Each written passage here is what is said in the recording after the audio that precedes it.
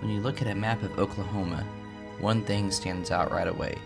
That long narrow strip stretching west toward New Mexico. Today we know it as the Oklahoma Panhandle, but for nearly 40 years this land had a much different name. It was called No Man's Land. The story of Oklahoma's Panhandle starts with Texas.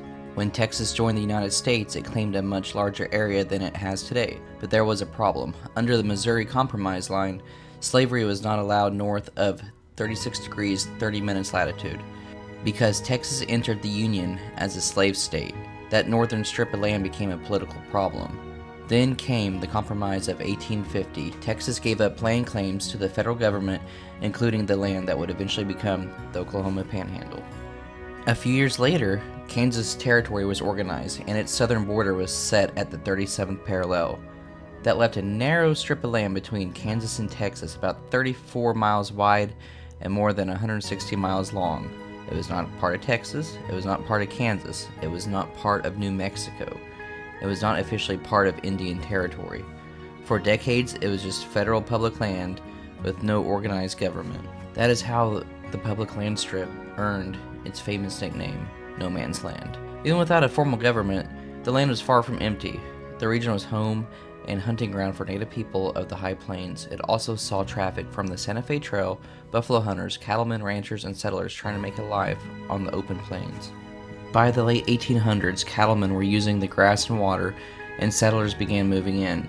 But there was still a major problem. Without legal government or land offices, people could not easily secure title to the land they were living on.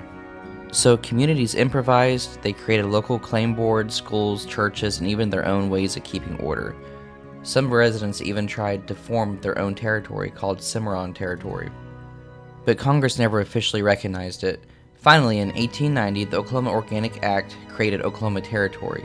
That act attached no man's land to Oklahoma Territory, giving the Panhandle a formal government for the first time in 40 years.